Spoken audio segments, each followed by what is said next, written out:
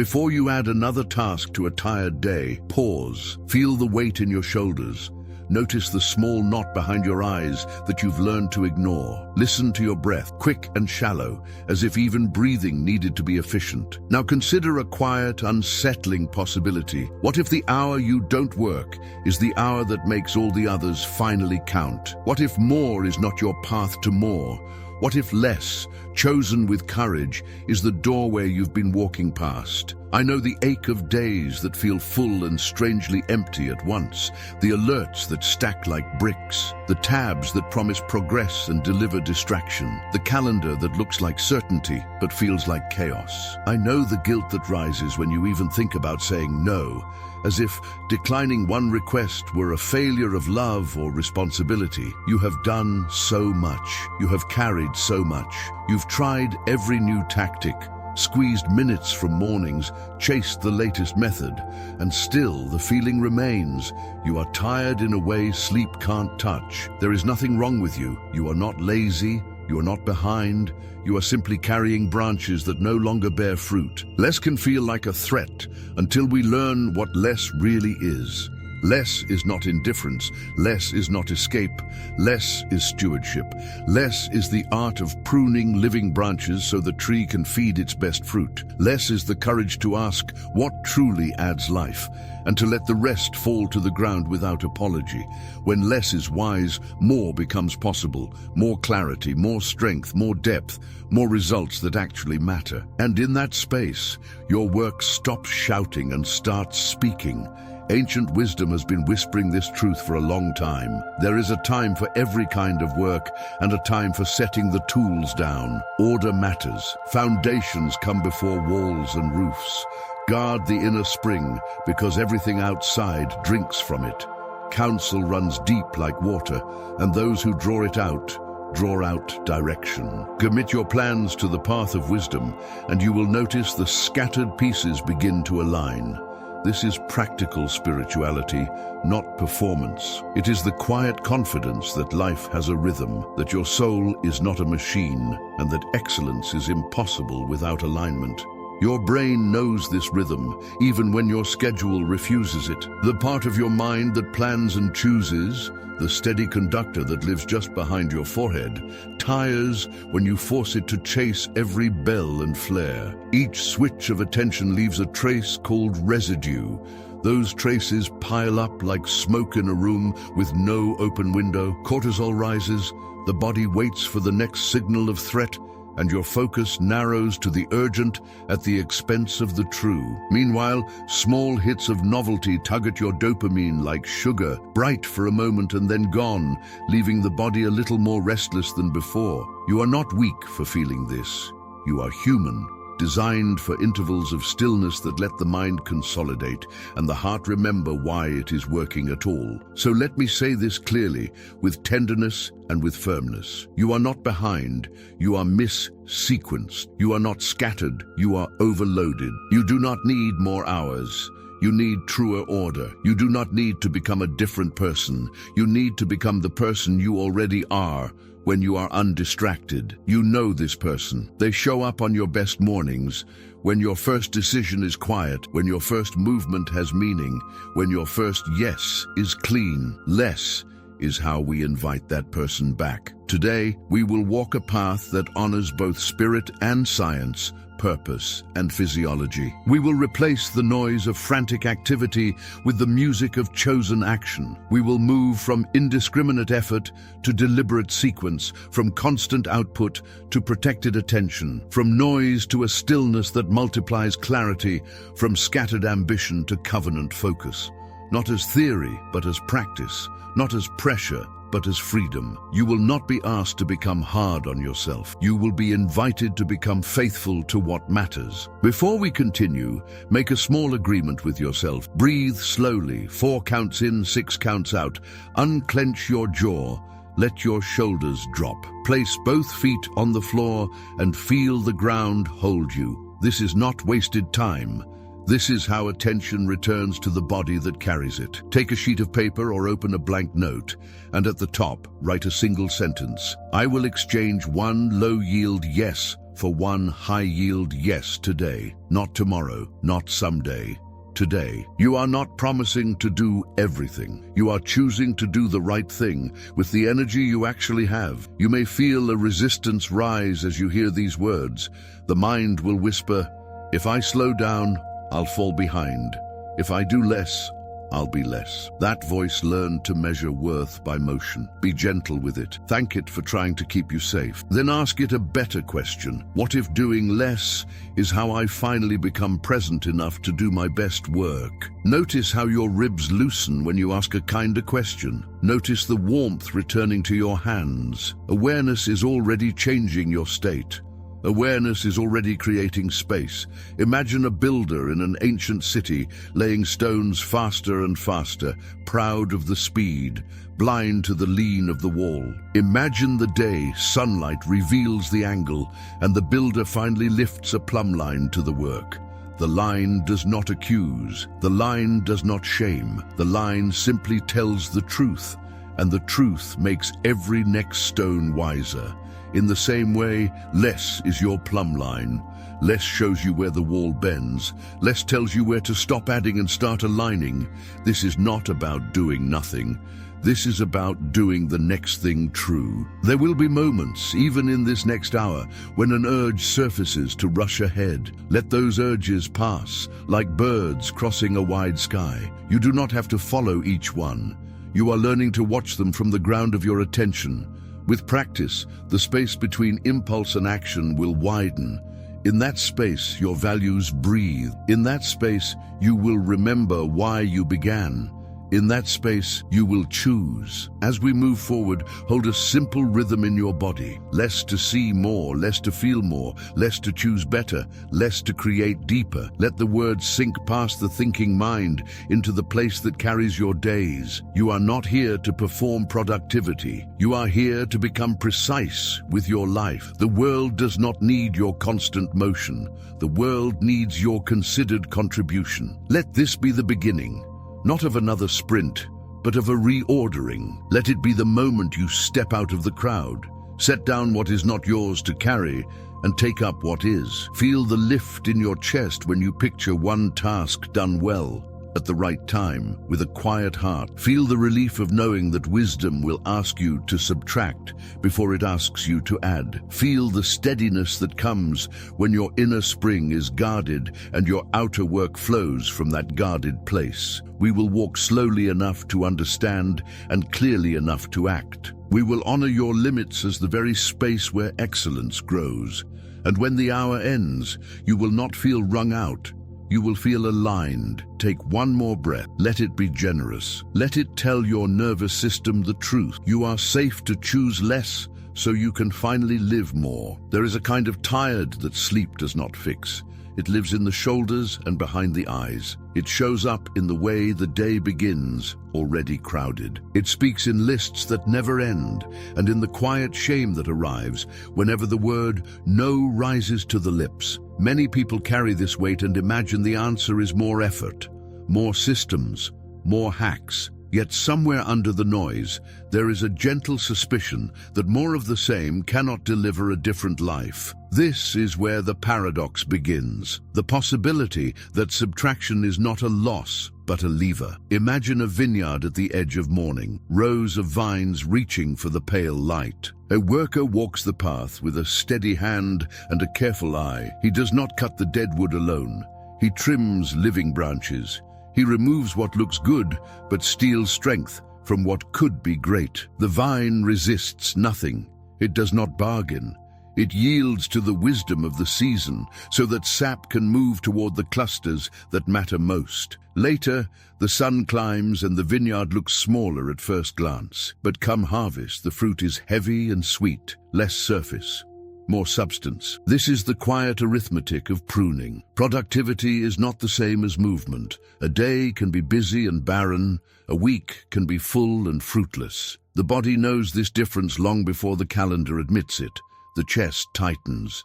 Breathing grows shallow, the nervous system leans into urgency and calls it focus. Attention splinters, and the brain becomes a room with too many doors. Each open door leaves a residue that blurs the next decision. The science of attention is simple in its message. Depth needs space, the way a flame needs oxygen. When the air is thin, the flame flickers no matter how much fuel you feed it. Ancient wisdom offers a lens that is both tender and exact. There is a time to plant and a time to pluck up what is planted. There is a time to keep and a time to cast away. The point is not passivity, the point is discernment. A wise life is not measured by how many tasks fit into a day. A wise life is measured by whether today's tasks belong to this season. When a person honors the season, the day finds its right size. Effort stops fighting itself. Peace returns to the work because the work has a why. Overwhelm often hides an unseen loyalty. Many people stay faithful to tasks that once served them, a method that brought success in a younger chapter, a habit that protected them during a demanding year. The habit remains even after the need is gone. So the schedule becomes a museum of old victories. There is tenderness in noticing this, no judgment, only truth. Pruning is not a punishment. Pruning is gratitude that releases what has given all it had to give. There is a practical language for this release that many find helpful. Some call it protecting the vital few. Some call it the 80-20 sight. Instead of rushing to add, the mind begins to see the small set of efforts that create most of the meaning and most of the outcomes. The rest is not evil. The rest is simply costly. When a person begins to see cost clearly, the guilt of saying no loosens its grip. The body relaxes, shoulders drop, breath deepens. The choice to focus becomes an act of care rather than an act of defiance. The heart often fears that saying no makes one smaller. In truth, it makes room inside the chest, space for thought to finish its arc, space for emotion to rise and pass without taking the whole day with it, space for craft to grow roots. Neuroscience gives language to this freedom. When attention stops jumping, the prefrontal network steadies, working memory refreshes, the brain clears the smoke of half-started tasks. This is not luxury. This is the condition for good thinking and clean action. From this condition, results come faster, and they come cleaner because they come from an undivided mind. Consider again the image of the vineyard. The cut itself looks like loss in the moment. A branch falls, and the ground gathers what once looked necessary. Yet the vine does not mourn, it channels. The life inside it concentrates. In people, the same law holds. Energy is the sap of a day. When it is spread across too many good branches, nothing receives enough to become excellent. When it is directed toward the few that truly matter, something ripens. Work gains weight. Words gain resonance. Effort begins to compound. A quiet honesty rises at this point. Some of the hardest cuts are not the obviously low-value tasks. Some of the hardest cuts are good commitments that no longer fit the call of this season. The mind tells stories about duty. The heart fears being misunderstood. Yet wisdom keeps returning to the same question that sharpens like a blade. Which good branch is stealing sap from your best fruit? Notice how that question lands in the body. A pause appears. A picture emerges. The answer is usually simpler than the fear suggested. Doing less is not laziness. Doing less is stewardship. It is the decision to treat attention and energy as sacred resources rather than as an endless well. It is the humility to admit that every yes costs something that cannot be reclaimed. Time, presence, joy, integrity. When a person begins to live by this math, the day feels different at the level of the senses. The room seems quieter. Light feels softer. The edges of anxiety blur. Work moves from scattered to sequenced. The mind stops sprinting and begins to stride. There is a gentle courage in pruning that grows with practice. Courage to disappoint the expectations that were never yours to carry. Courage to believe that excellence depends on focus more than on frenzy. Courage to trust that when the inner life is guarded, the outer life will bear fruit in its time. A life ordered in this way does not look impressive at first glance. It looks uncluttered. It looks almost plain. Then the harvest comes, and the plainness reveals its power. Fewer branches, fuller baskets. The paradox stands where we began. Less becomes the path to more when less is chosen with wisdom, when the season is read with care, when the body is listened to as a partner in discernment, when old loyalties are released with gratitude. The result is not simply higher output. The result is a different quality of life, clearer thought, calmer emotion, truer presence. Work that tastes like something worth sharing. This is how less produces more. This is how pruning becomes peace. Before a foundation is poured, a simple line is drawn in the dirt. There is measuring before there is lifting.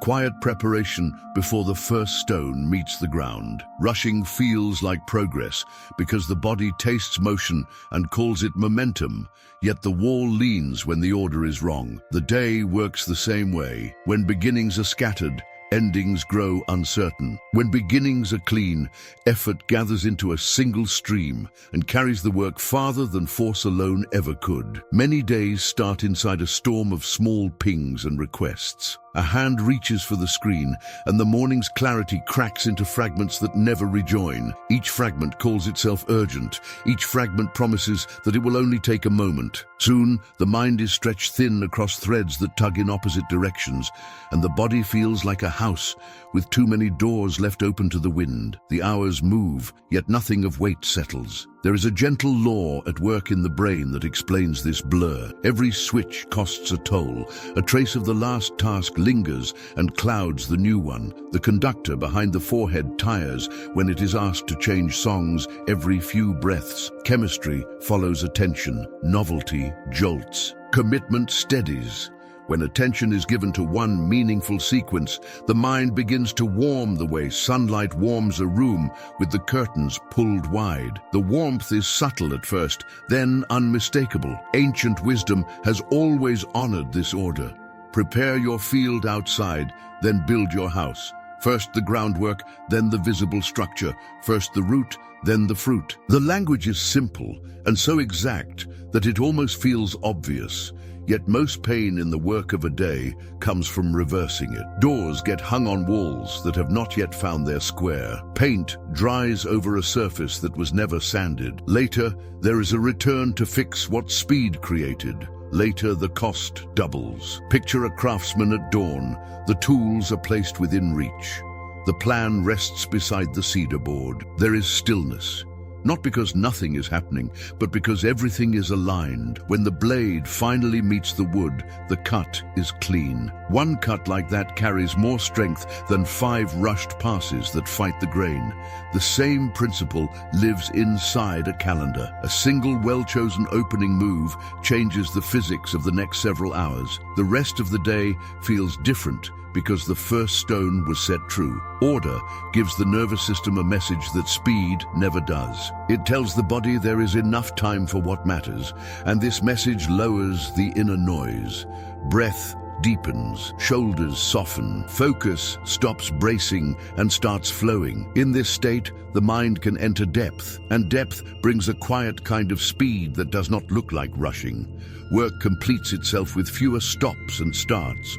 Problems reveal their simple core. Decisions lose their static. There is a hidden fear that order will make life smaller. There is a suspicion that careful sequencing will shut the door on opportunity. Yet the opposite keeps showing itself in the real stories of real days. When the first decision honors the true priority, space opens. The mind no longer scans for escape hatches because it trusts the path underfoot. Pleasure returns to craft. Pride returns to effort. The heart recognizes itself in the work. Notice how relief travels through the body when one essential task reaches completion early. The wave of tension drops, replaced by a clean lift that feels like light moving across the chest. Neurochemistry follows. Reward signals arrive, not from novelty, but from integrity, and that reward quiets the constant search for something else. The appetite for distraction shrinks because the hunger it was trying to feed has been met by meaning. The story of a day can turn on a single hinge. If only one thing could be finished, Which one changes the week? The answer to that question carries a kind power. It gathers scattered energy and lays it along one clear edge. Even interruptions lose some of their pull because the mind knows where to return after the wave passes. This is not rigidity, this is rhythm. Waves work because they come in order. There is tenderness needed here because people often carry histories that taught them to answer every voice. Some learned that speed proves love. Some learned that availability is the same as worth. Sequence can feel like betrayal in those memories. That is why compassion must sit beside firmness, the compassion that understands how these reflexes formed, the firmness that protects a wiser order now. Both are needed so that the day can be honest and effective at once. Speed without sequence creates noise. Sequence without speed creates stagnation. The union of the two creates flow. When order leads and effort follows, work moves with the grain of the moment. The invisible lines of the day become visible. The right conversation appears at the right time. The peace that once felt heavy lifts with less struggle because it is finally being carried in the direction it was shaped to go. First things first is not a slogan. It is a way of telling the truth about what matters and when it matters. It is the simple courage to rank importance above immediacy. It is the quiet discipline of placing foundations beneath the rooms we hope to live in. When this becomes the way a day begins, results start to look different. Fewer fires, deeper finishes, a steady peace under the work that makes the work worth doing. Sequence beats speed because sequence gives speed a direction. Sequence beats speed because sequence lets the body relax into clear intention. Sequence beats speed because sequence keeps the soul from being traded for urgency. When order takes its rightful place, the rest of life stops shouting. The task at hand becomes a path rather than a fight.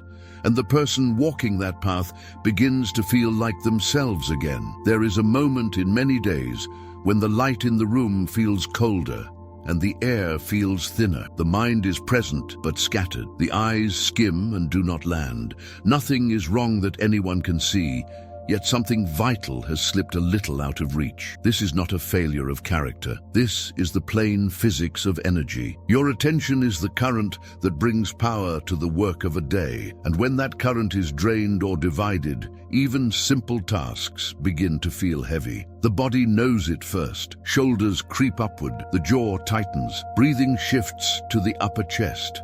The story of the day begins to lean towards struggle, and the heart quietly wonders why effort no longer translates into fruit. Ancient wisdom speaks into this with a clarity that feels like fresh water. Guard the wellspring within, because everything visible flows from that hidden source. It is not dramatic advice, it is steady counsel. Life moves outward from the inner core. Words arise from the state of the heart. Choices arise from the state of the mind. Results arise from the union of both. When the spring is guarded, the river runs clear. When the spring is neglected, the river grows muddy, no matter how fast it moves. Guarding your energy is not self-absorption. Guarding your energy is service to every person and purpose your life touches. Inside your head, networks work all day to help you choose, focus, and persevere. The part of the brain that plans and directs attention tires when it faces constant alarms. The area that watches for danger grows loud when the body senses overload. Chemistry follows the story your day tells. Cortisol rises when everything feels urgent. Dopamine spikes in quick bursts when novelty flashes across a screen. Then it drops and leaves the system a little hungrier than before. The nervous system is honest and literal. It believes what your hours repeatedly say. If the hours say always on, the body lives as if a storm is near. If the hours say there is a rhythm here, the body settles and returns strength to the places that need it most. Energy has texture. There is the bright, clean alertness that comes when the mind is clear and the task is right. There is the dull restlessness that comes when attention is torn. There is the heavy fog that rolls in when sleep debt and decision fatigue meet. Paying attention to these textures is not indulgence, it is intelligence. A farmer who knows the soil grows more than a farmer who only stares at the sky. In the same way, a person who knows the inner weather of their day becomes wiser in how and when they spend themselves. Many people have been taught to treat time as the only resource that matters. Time is visible and easy to measure, so it becomes the ruler of life. But 2 hours on paper do not equal 2 hours in reality when energy is low. A single deep hour with a full mind carries the weight of 3 shallow hours. The reverse is also true. 3 stretched hours with a noisy mind will not equal a single deep hour, no matter how hard you try. This is not unfair. This is merciful. It means you do not need infinite hours to do meaningful work. You need custody of your attention. Consider the difference between a lamp fed with clear oil and a lamp fed with sediment. One shines steady, one flickers. Both have the same flame, yet the fuel tells the story. For people, the fuel is not only food or sleep. The fuel is also the pattern of inputs that reach the mind and the pattern of promises that reach the calendar. Every new commitment draws from the same reservoir. Every stream of noise competes for the same space inside the head. There is tenderness in seeing this clearly. It becomes easier to treat attention as a living thing that needs care. There is a quiet pattern that helps energy return. It begins when the day honors the hours that carry your brightest focus. Some people find that early daylight holds a natural clarity. Others find their mind wakes fully as afternoon settles. What matters is the honesty of noticing, not a rigid rule. When the work that truly matters meets the window, when the mind is naturally strongest, results begin to take on a different shape. Work completes with fewer restarts. Ideas connect, as if a door has opened in the room. The body recognizes the alignment and relaxes into it. Another pattern emerges when new weight does not land on the shoulders without releasing old weight. The interior ledger stays in balance. Every new yes finds a yes that has finished its purpose and can be returned with gratitude. This is not punishment. This is peace. The nervous system hears the message that capacity is being respected, and tension lowers like a tide. From that lowering, attention wakes up. The eyes steady. The breath becomes more generous. The feeling of being pulled apart softens. Silence carries a power that is often misunderstood. People fear that quiet will steal time from output, yet the opposite keeps proving itself. Small intervals of stillness allow the brain to clear residue and stitch learning into memory. A few minutes where nothing new enters can feel like water on dry ground. In those minutes, the mind organizes itself. It remembers what matters. It finds the next clean step without a frantic search. This is not an escape from responsibility. This is how responsibility becomes clear and light enough to carry. There is also the matter of boundaries that protect the core from erosion. Many gave away these edges, believing that kindness requires constant availability. Kindness and availability are not the same. Kindness carries presence. Presence cannot exist without energy. Presence is what makes a conversation healing rather than hollow, what makes a project excellent rather than merely complete. When boundaries are honored, presence remains possible. When boundaries collapse, presence thins until even love feels like labor. A life ordered around rare attention looks quiet from a distance. There is room in the day that does not need to be justified. There is a softness in the face, even when the task is demanding. There is steadiness in the voice, even when the problem is complex. The heart feels held from the inside. The mind feels spacious. The work carries a tone that others can feel when they enter the room. This tone is not performance. It is the natural sound of a guarded spring. Guarding energy is not a single choice made once. It is a way of walking. It is the habit of noticing inner weather. It is the courage to protect capacity when the old story insists you must prove yourself through exhaustion. It is the faith that fruit grows best when the root stays nourished. Over time, the evidence becomes hard to ignore. Fewer tasks lead to deeper outcomes. Fewer words carry clearer meaning. Fewer openings in the calendar lead to stronger presence inside the ones that remain. Attention is the rare asset because it is the gate through which every other resource must pass. Talent passes through it.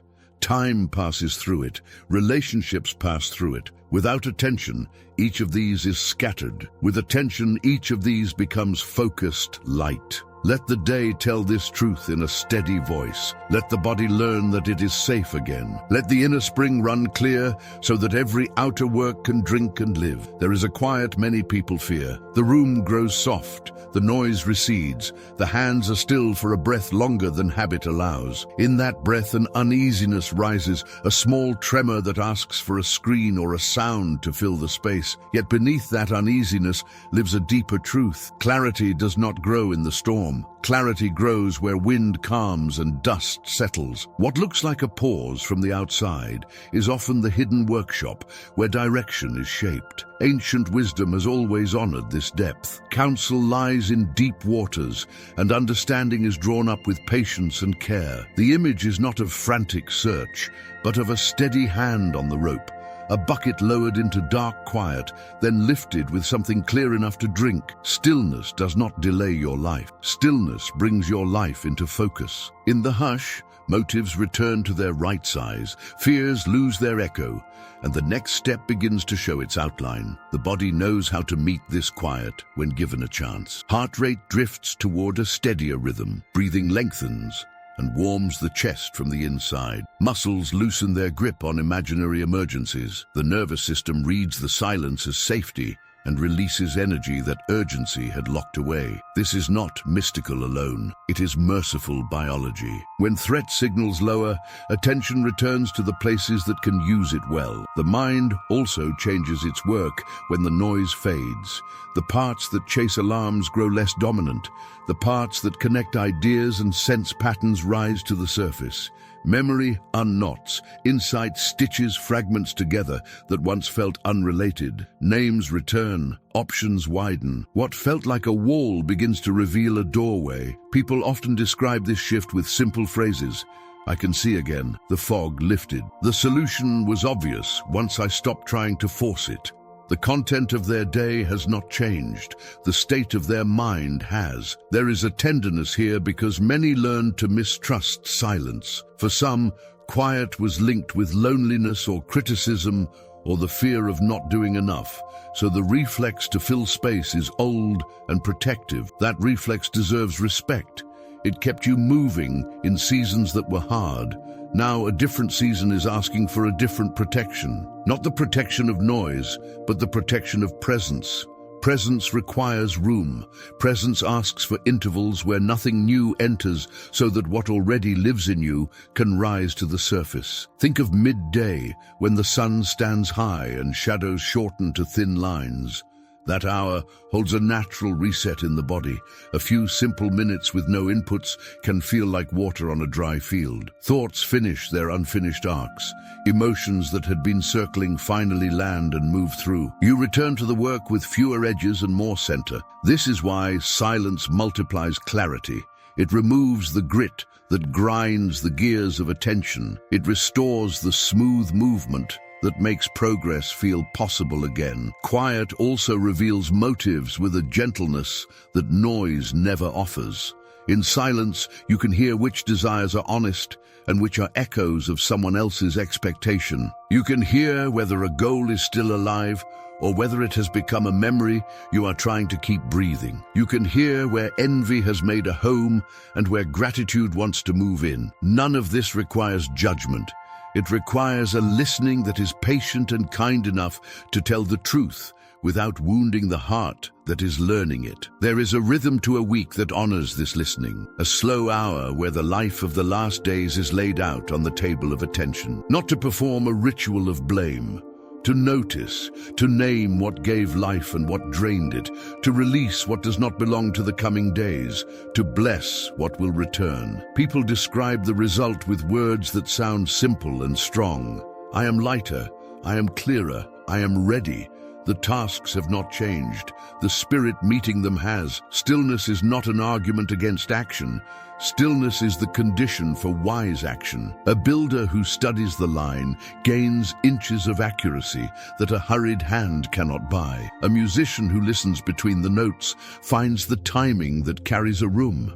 A parent who breathes before speaking protects tenderness in a house where tiredness could have spoken first. In every case, the pause does not remove power. The pause refines it. There is another gift in silence that often goes unnoticed. Desire becomes more truthful. In noise, desire is pulled by flashes and comparisons that move faster than discernment. In quiet, desire remembers its own voice. It remembers why the work began. It remembers who it hopes to serve. From that remembering, decisions become simpler. A single yes emerges that carries the weight of many smaller choices folded inside it. The mind relaxes. The path narrows and strengthens. At times, the world will still ask for urgency. Emergencies will still come. Deadlines will still press. Silence does not erase these realities. Silence teaches you how to carry them without losing yourself. It gives you a place to stand inside the pressure. It keeps the center intact while the edges respond. Then, when the wave passes, you can return to the steady ground that was waiting the whole time. The gift of quiet is not reserved for monasteries or mountain retreats. It can live in a parked car with the engine off. It can live in a chair by a window in the last blue minutes before the day begins. It can live in a walk without a device, where the trees speak in a language older than clocks. The point is not the setting. The point is the state. A state where noise stops telling you who you are and usefulness stops being confused with constant motion. In the end, the measure is simple. Does the silence make you more present? Does the silence make you more honest? Does the silence make you more compassionate and more precise? If it does, then stillness is not a luxury. It is a form of generosity that begins within and moves outward. It is how you keep your inner spring clear so that the river of your life runs clean and strong. What answer is waiting beneath the noise? There comes a point when effort alone stops answering the deeper ache. You can be efficient and still feel off course. You can reach goals that look impressive and feel strangely hollow at the same time. The heart knows when work drifts from calling. It speaks in a quiet disappointment, a sense that your days are full of tasks that do not carry your name. Covenant focus begins when that honesty is welcomed. It begins when purpose becomes a boundary and not a slogan. It begins when you decide that meaning will set the edges of your work so that excellence can grow within them. Ancient wisdom treats commitment as a living compass. Plans find direction when they are offered to a path that is larger than preference and steadier than mood. This is not about perfection. This is about alignment. When work aligns with calling, effort loses some of its friction. The same hour feels lighter. The same problem feels more worthy of your best attention. The body responds with signs that are simple and reliable. Shoulders ease. The breath deepens. A sense of rightness settles in the chest, like a weight that steadies rather than burdens. Covenant focus looks like freedom from the outside and feels like clarity on the inside. It is the agreement that your days will serve what matters most, not whatever shouts the loudest. It is the courage to hold a narrow path so that your life can move with depth instead of spreading thin across every invitation. Constraint becomes a kindness in this light. A boundary is not a wall around your life. A boundary is a frame that keeps the picture from slipping out of view. There is a pattern the nervous system understands when purpose leads. The constant scanning that comes from fear of missing out begins to quiet. The brain no longer needs to keep 100 options open in case worth is hiding among them. With fewer open loops, attention deepens. Working memory clears. The center of the mind that plans and chooses gets to finish a thought. From there, a different kind of productivity appears, the kind that feels like presence. The kind that looks simple and feels strong. Calling reveals itself in places where your effort meets a current that seems to carry you forward. Many describe it as ease that is not easy. You still work, yet your work enters a flow that does not fight you. Your voice sounds more like itself. Your ideas arrive with a clean edge. People feel the difference without needing an explanation. This is not a sign to chase comfort. This is a sign to locate your zone of favor, the domain where your gifts and your responsibilities agree with each other. There is another side to this truth that asks for tenderness. Aligning with calling often requires releasing good things that no longer belong to your season. The heart aches at these thresholds because loyalty is beautiful and habit is strong. Yet keeping everything you once carried steals life from what you are meant to carry now. Letting go does not dishonor the past. Letting go honors the future those past choices made possible. The mind learns that saying no is not rejection. It is reverence for the work that needs you most. Purpose brings a different quality to decision-making. Instead of asking whether you could do something, you begin to ask whether it belongs. Instead of asking how fast you can finish, you begin to ask whether it is the kind of finish you want to live with. The questions sound simple, yet they change the physics of a calendar. Many small choices become one clear direction. Fatigue drops because the tug of conflict has eased. Integrity rises because your inner and outer life agree. Relationships also shift under covenant focus. When your work is aligned, presence returns to conversations. You listen without bracing. You speak without hurrying. People sense that you are not elsewhere in your mind. This steadiness builds trust, and trust multiplies impact more than any tactic. The person who knows where they are going can be gentle, and gentleness has a power that force can never hold for long. Spirituality, when lived in practice, gives this focus a home. It turns work into an offering rather than a performance.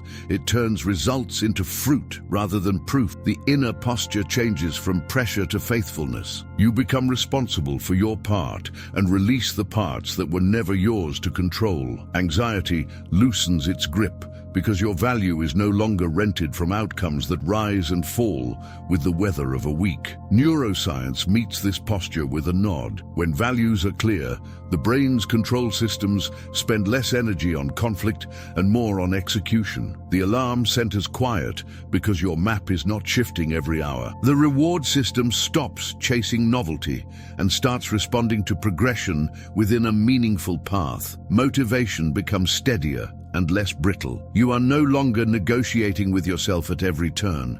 You are walking a chosen way. From a distance, a life ordered by covenant looks simple. Fewer projects, fewer detours, fewer promises that dilute the promise you have already made with your life. Up close, it feels rich. It tastes like depth.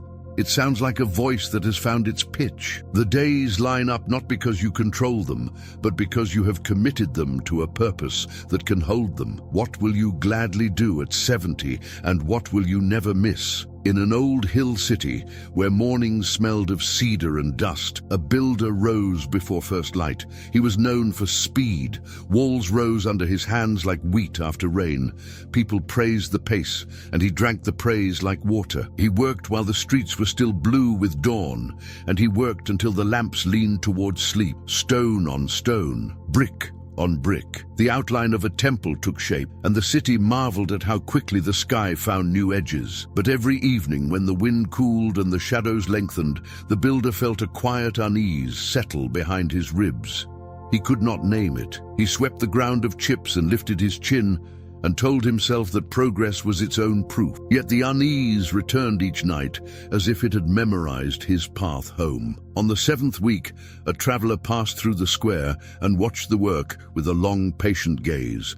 He said little. He left no advice. He only placed a slender cord with a small weight at the end on the ledge where the builder kept his tools. Then he moved on down the road and vanished into the brightness. The next morning, the city gathered to see the new height, and the builder's hands were already white with dust. He reached for his chisel, then noticed the cord. It felt like nothing in the palm, a simple line with a small piece of metal that caught the light. He lifted it, and the weight found gravity's voice and stilled the string until it stood like a silent truth in the air. He held the line beside the rising wall, and his breath paused. What was tall was not true. What was fast was not straight. The line did not shout. The line merely revealed. And in that small revelation, a larger story opened. He could have argued with the weight. He could have called it fussy or slow. He could have buried it under the day's noise and returned to the familiar speed that had won him so many admiring glances. Instead, he stood very still and let the quiet name what he had not wanted to see. The wall leaned, not enough for gossip to spread, enough for time to expose. The unease behind his ribs softened, not with relief, but with recognition. This was the thing that had been asking for his attention. Not more strength, more truth. So he stepped back. He set down the rush that had become a habit and met the work again with a different spirit. He did not tear everything down. He did not punish himself for the angle he had allowed. He corrected, he aligned. Stone by stone, he listened to the pull of the small weight and let it teach his hands. The work slowed, the crowd thinned. Praise turned to puzzled glances because speed had been the city's favorite story. Yet while the square quieted, the builder's heart grew steady. The line gave him a way to trust his own craft again. Days later, the sun climbed to its highest point, and the wall met the sky with a trueness that gentled the eyes. The structure was not merely higher, it was sound. When the evening wind arrived, it found no purchase in the seams. When footsteps echoed inside, the sound carried cleanly. The temple no longer looked like a race won, it looked like a promise kept. People who stepped through the threshold felt something they could not put into words, a kind of ease, a sense of rightness, the feeling that nothing important had been forced. The builder understood then what the traveler had given him, not a gadget, a way of living. The plumb line was a boundary that freed him from guesswork and freed him from the need to prove himself with speed. It asked for less brick and gave back more strength.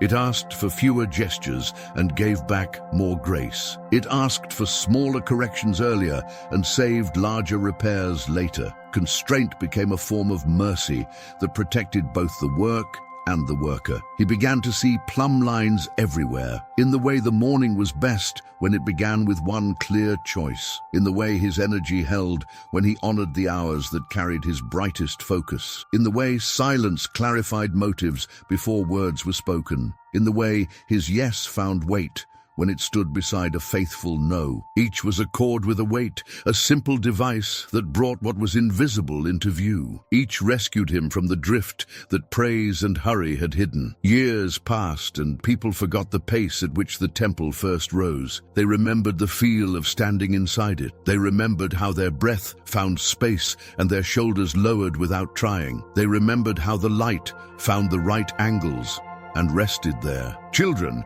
who had not seen a single day of construction grew up and brought their own children to stand in the cool shade and listen to the echo of their voices in the nave. The builder would sometimes stand in a far corner at dusk and touch the small weight in his pocket, smooth now from years of holding.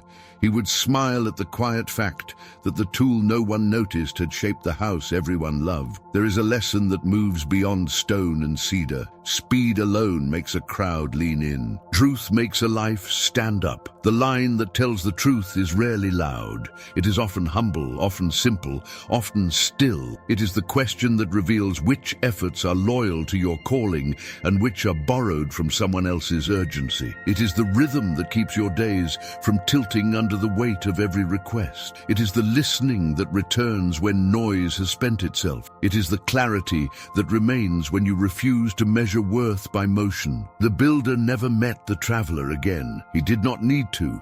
The gift remained, a small weight, a slender cord, a quiet standard. When asked about the secret of the temple, he would only say that the stones learned to trust gravity, and he learned to trust the stones. Then he would run his palm along the face of the wall and feel the steady truth that his hands and his heart had grown to love. There is a rhythm that turns wisdom into muscle and attention into a way of living. It moves through a single week like a gentle tide, steady enough to be trusted and flexible enough to meet real life. It begins quietly, not with pressure, but with the relief that comes when a person realizes that change can be simple, human, repeatable. Across 7 days, the same truths return in different light. Less becomes clearer, order becomes kinder, energy returns to the work that deserves it, silence finds its place, purpose sets the edges. The week becomes a small circle that deepens with each pass, rather than a straight line that burns out at the horizon. On the first day,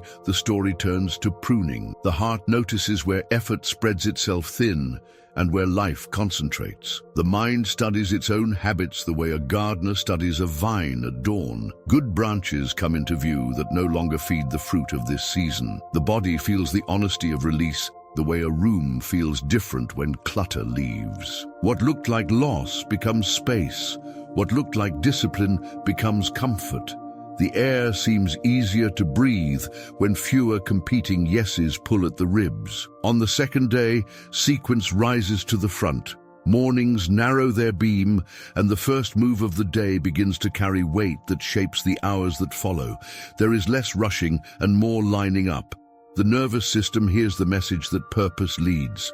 The constant scanning that once filled the edges of awareness eases. A single finish arrives early and bright, and that finish spreads a calm confidence through the afternoon. It is not a command to be perfect. It is a quiet respect for order that lets the mind stop bracing and start flowing. On the third day, attention is treated as the rare resource it has always been. The hours are arranged around the windows when the mind holds its strongest light. The world may still make its requests, yet the core of the day protects the work that needs a clear head and a steady heart. The brain responds with a steadiness that can be felt. Focus loses its tremble. Ideas connect without being forced. The feeling inside the chest is not heroic. It is simply clean. On the fourth day, silence takes its place as a multiplier. Minutes with nothing new entering become a well that clears the dust of constant input. Thoughts finish their arcs. Emotions land and move through. The fog that made decisions complicated falls away.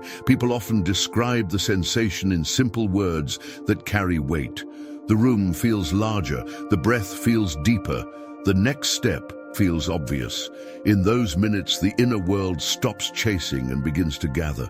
On the fifth day, purpose meets promise and a covenant comes into view. Work aligns with calling at the level of daily choices, not only in grand statements. What belongs is welcomed, and what no longer belongs is released with gratitude rather than drama. Boundaries return as a form of care rather than a wall built in fear. The calendar stops arguing with itself. Integrity rises in the smallest commitments, and that integrity gives the week a backbone that can be felt even in conversation and rest. On the sixth day, integration weaves the week together. The last several days are laid out in memory like tools on a clean bench. What brought life is named. What drained life is named. Patterns appear without accusation. The brain loves patterns because patterns reduce conflict. Decisions that once took energy begin to make themselves. A soft relief spreads through the shoulders as the coming days stop feeling like a test and start feeling like a path. On the seventh day, the ancient rhythm of less shows its quiet strength. There is room that does not have to be justified. There is a kind of rest that does not look like quitting and does not sound like escape. It feels like trust.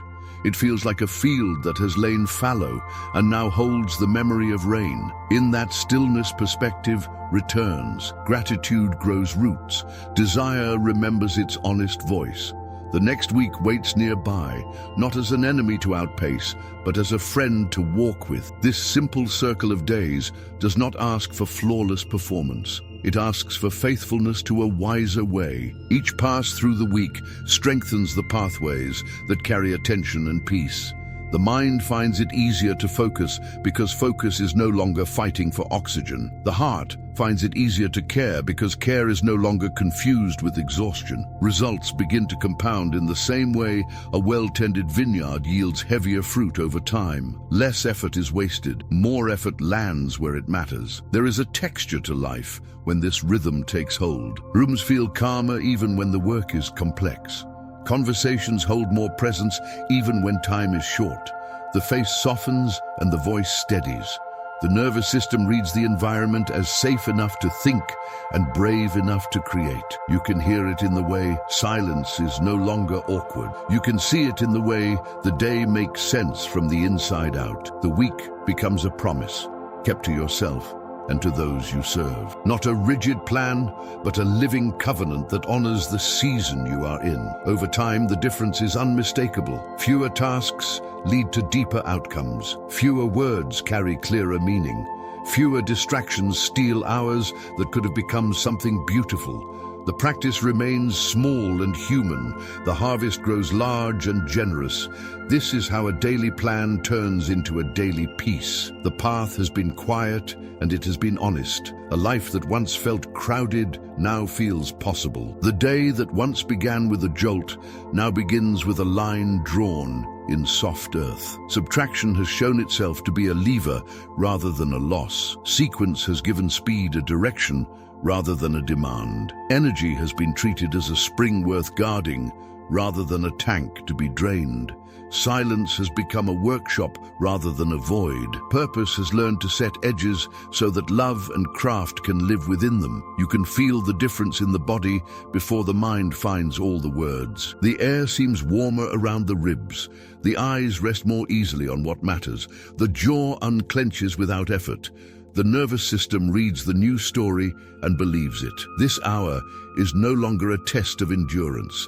This hour is a home where attention lives with dignity and care. The brain no longer sprints from flash to flash. It finishes thoughts. It connects patterns. It remembers names and reasons and the quiet vows you made to yourself when the noise finally settled. Ancient wisdom and modern understanding have met each other in the middle of your day. The old words about seasons and foundations and guarded springs have found companions in the language of focus and residue and reward. Together, they say something tender and strong. Your work is not a machine. Your soul is not a battery. Excellence grows where alignment holds. Fruit ripens where roots are nourished. Peace and performance are not enemies when attention has a shepherd. Pruning has given you back the power to choose without apology. Sequence has turned beginnings into a gift you offer the rest of your hours. Guarded energy has returned the lamp to a steady light. Stillness has taught your mind to listen again. Covenant focus has taken your yes and given it weight. These are not techniques alone. These are ways of keeping faith with the life entrusted to you. They change how your voice sounds in a meeting. They change how your eyes meet the eyes of those you love. They change how you are with yourself when you close the door and the room gets quiet. There will still be days that swell with difficulty. Deadlines will still knock. Unexpected needs will still arrive at inconvenient times. The difference now is the ground under your feet. There is a center that holds while the edges respond. There is a rhythm that steadies while the tempo shifts. There is a memory of ease that returns even when anxiety rises. You're not trying to win a race you never chose to run. You are walking your path with a pace that honors both purpose and peace. The people around you will notice before they understand. They will sense that your presence is deeper, even when your words are fewer. They will feel that your boundaries are kind rather than hard. They will lean into the work because you are not leaking urgency into every corner. Trust will grow where pressure used to live. Outcomes will emerge from a soil that has been tended rather than from a field that has been stripped. There is a simple truth that carries through every chapter we have shared. Doing less is not the end of ambition. Doing less is how ambition matures into stewardship. It is how desire finds its right size so that it can serve rather than scorch.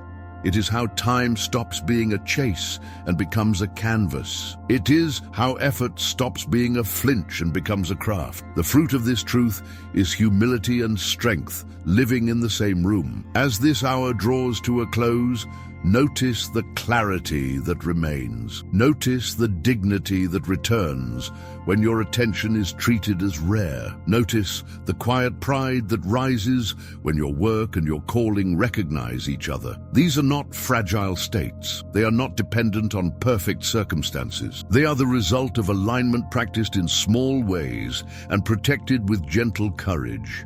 Carry this with you like a plumb line in a pocket, not as a burden, as a blessing, a small weight that tells the truth about the line you are building, a slender cord that keeps your days from leaning away from what matters. Let it remind you that fewer branches can mean fuller baskets, that first things can give speed a soul, that guarded energy can make love more present, that silence can turn noise into wisdom, that covenant can turn pressure into purpose. One question waits at the door of the next day. What will you stop today to honor what matters most?